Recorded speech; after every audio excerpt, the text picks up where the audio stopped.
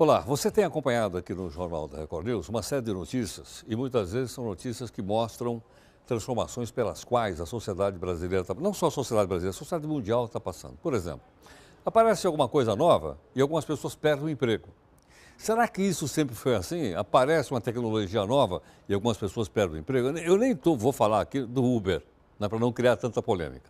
Mas nós temos aqui um convidado para nos ajudar a entender o que está se passando, que é o Roberto Camanho. O Roberto é supervisor do Laboratório de Produtividade da ESPM, que é a Escola Superior de Propaganda e Marketing, e gentilmente está aqui conosco. Roberto, obrigado pela gentileza, bem-vindo aqui no Jornal Muito da Record. obrigado. Obrigado. Obrigado. Roberto, explica o seguinte, Pois não. sempre que houve mudanças tecnológicas, mudanças de paradigma, as pessoas perderam o emprego? Sempre perderam emprego. Sempre perderam emprego. Sempre perderam Desde emprego. o começo da Revolução Industrial, não? Desde o começo. Acho que foi o marco, né, mais sensível pelo fato de ter sido a primeira onda da automação, não é? Porque pegaram o vapor para fazer a máquina trabalhar sozinha. Então, como não tinha energia elétrica, né, fazia a vapor e o tear fazia o tecido. Isso foi na Inglaterra, né?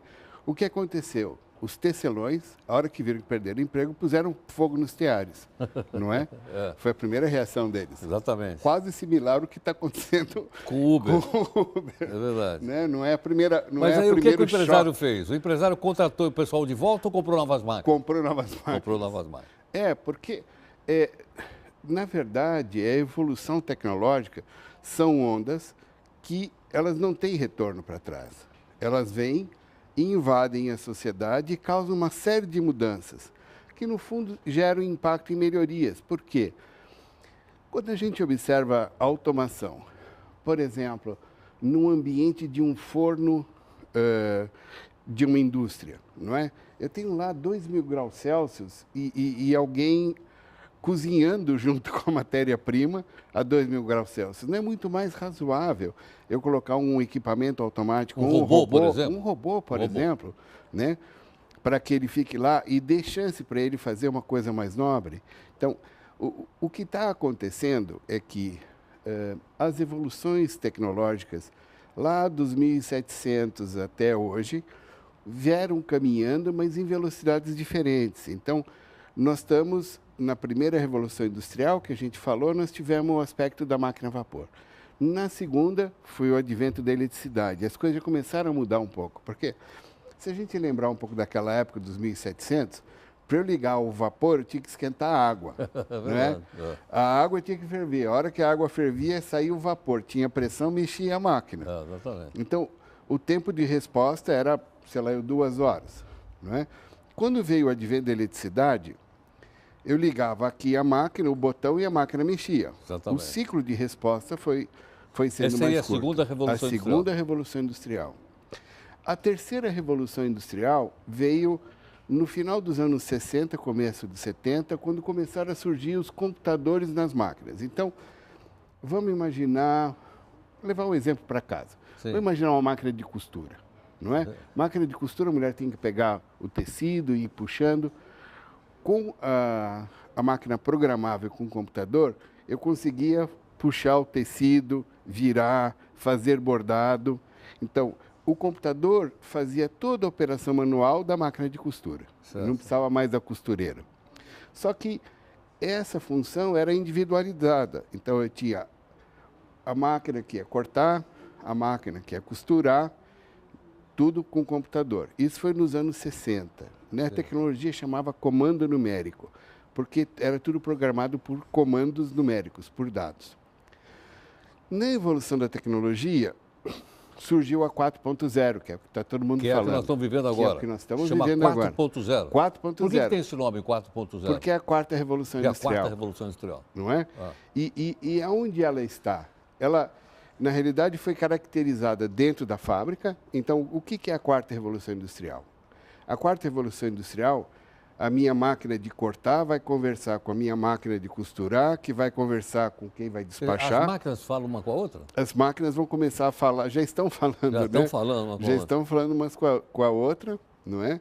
E com softwares de inteligência artificial que vão aprendendo.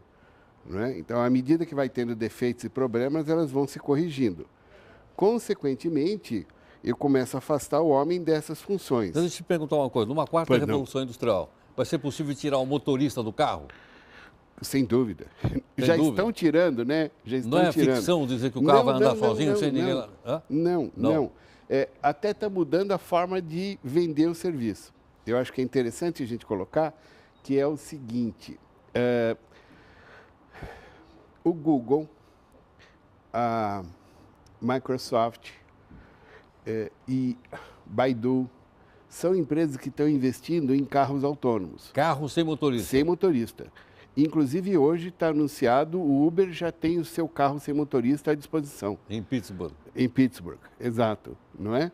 Colocando, então, a serviço um bem que a gente comprava, porque nós somos da geração que comprava carro, né? Certo. E tinha até o prazer de comprar o carro, mas nos custos e na forma que estão surgindo os serviços de mobilidade, né? Nós vamos perder o interesse de ter o carro, porque sai muito mais barato eu ligar e ter alguém na minha porta, eu não tenho custo de seguro, não tenho multa, não tenho nada disso. Radar. Que deixa a gente louco, né? Certo. E eu vou alugar um carro à disposição, inclusive com níveis de serviço diferenciados. Se eu vou para o trabalho, eu pego um Golzinho, um Fusquinha, uma coisa mais baixa. Né? Se eu vou para uma festa, eu chego com um Cadillac. Claro, chega um carrão lá. Sem motorista.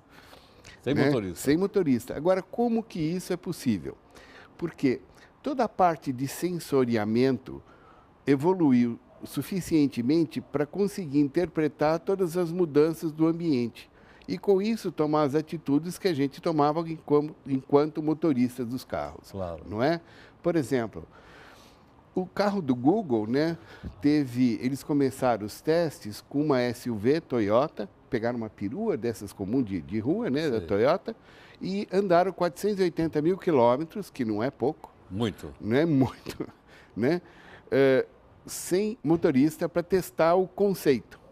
A partir daí, eles começaram a desenvolver carros com motores elétricos, com sistemas diferentes do carro convencional. Sim. Então, o que nós estamos vendo, além do fato de não ter o motorista, é o surgimento de uma indústria automobilística que tem uma outra cara.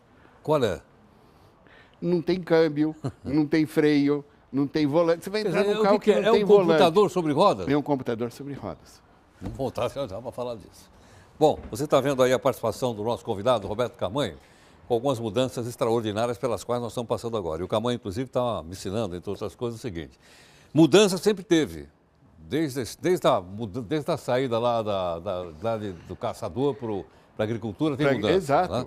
Desde aquela, mas nunca a mudança foi tão rápida quanto essa que nós estamos vendo agora. Por isso que eu pedi para o Camanho vir aqui conosco. Nós fazemos um rápido intervalo e voltamos daqui a pouco. O nosso convidado aqui no Jornal da Record News é o supervisor do Laboratório de Produtividade da ESPM, a Escola Superior de Propaganda e Marketing, que é o Roberto Camanho, que você está acompanhando aqui conosco. Roberto, me diz uma coisa. Pois não. Na medida que algumas profissões forem sumindo, outras vão aparecendo ou nós vamos morrer tudo de fome porque não vai ter emprego para ninguém? Graças a Deus, outras e mais gostosas vão surgindo. Novas coisas vão surgindo. Porque a hora que acabar o jornalismo, vamos ter que fazer qualquer coisa. Não, isso nunca vai acabar. Esperamos que nunca acabe. Porque é sempre importante você ter algum analista das informações para que te traga novos pontos de vista. Não é? O fato de você ler uma informação sem uma análise é muito pobre a informação. Né? Eu sempre digo que, na verdade, o que nos leva a ganhar a vida é compartilhar com os demais o seu conhecimento.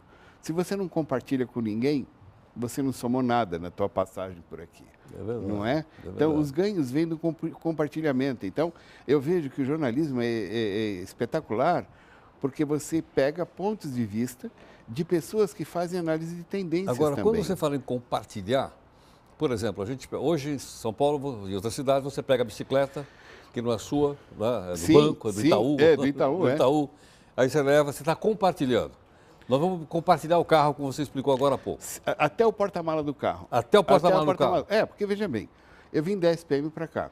Se no caminho alguém fala, olha, já que você está indo para Barra Funda, pega uma Os livros caixa, aqui, ó. uns livros, isso, E leva. E leva para casa Tá da minha mãe, compartilhando. que mora na Rua da Várzea, aqui do lado. Certo. Não é? Eu ganho os R$10, pago a parte da minha gasolina e eu estou compartilhando o que é meu. E isso não é nenhum absurdo. Quer dizer, então a economia hoje a gente poderia rotular como sendo um capitalismo de compartilhamento? Ainda não, mas Ainda não. uma grande Estamos tendência indo nessa assim, direção. Tá. o que deixa todo mundo assustado, porque é um modelo de vivência social que não tem regras definidas ainda. Sei. E por Agora, não se ter é regras, a compartilhado, pessoa- eu posso entender que em vez de comprar, eu alugo. Lógico. Mas eu posso, por exemplo, em vez de comprar um barbeador elétrico, alugar um? O barbeador elétrico ainda não. Ainda não. Mas em breve, Mas você pode alugar o seu HD. o HD... Por exemplo, Ah. você não. Eu ia comprar um HD externo. Ah. Aí meus filhos falaram, não, pai, aumenta o seu Dropbox. Não é? Então eu aluguei um compartilhamento de dados na nuvem e não carrego mais nada. Onde eu tiver acesso à internet, eu tenho meus dados. Entendo. E o mais interessante que isso está acontecendo é assim, nós tínhamos, por exemplo, acho que todo mundo já teve sua caixinha de Windows e de Office. Todo mundo já teve. Tinha, claro. Né? Quer dizer, o pessoal de 18 anos não, acho que nem sabe o que é isso. Mas nós, da nossa geração, já tivemos. Hoje você não tem mais caixinha nenhuma. Né?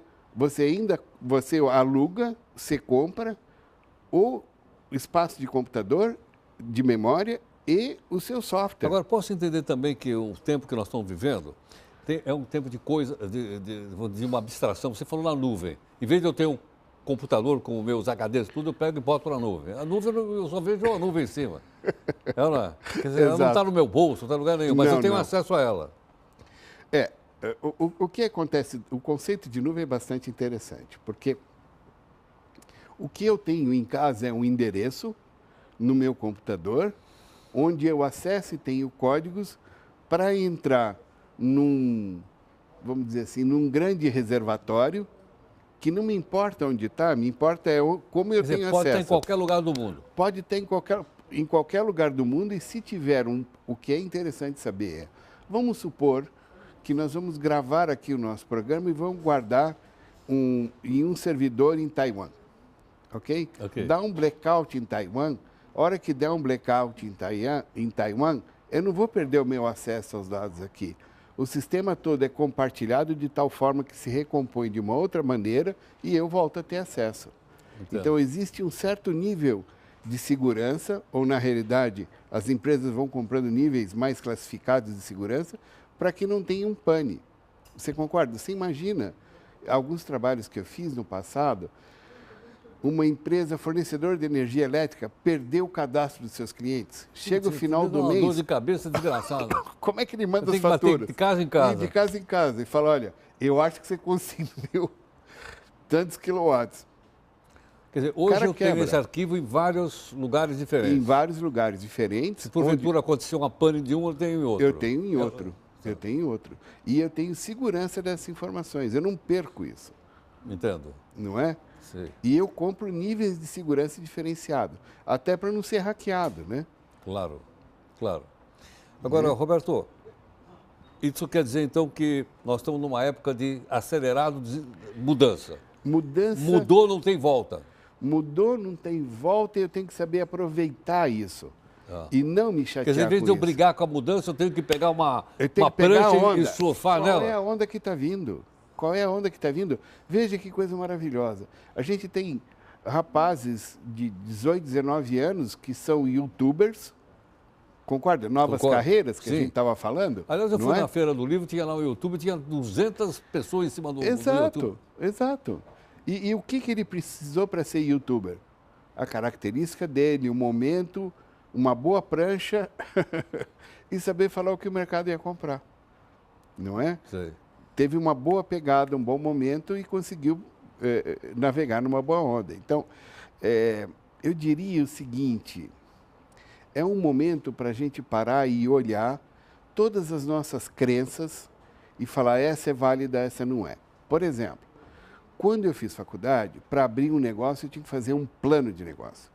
Um business plan. Lá no Sebrae. Lá no Sebrae. Eu estou falando isso porque para empreendedor vale. Lógico. O que eu estou falando, porque eu vou na busca de fazer uma forma. Qual a minha missão, visão e valor? Eu sou empreendedor de uma empresa só. Eu quero sobreviver, minha missão, ficar vivo, né? Meu valor, não roubar ninguém e sustentar minha família. É por aí que as coisas estão andando, não é? Então, a minha estrutura de conhecimento tem que ser mudada. Entendo. Né? Então, nós temos que estar pronto para o novo. O novo. E comemorar isso. E não ficar triste. Tá certo. Roberto, obrigado pela gentileza. Eu que agradeço, pela um grande aula. prazer. Muito obrigado. Muito obrigado, Herói.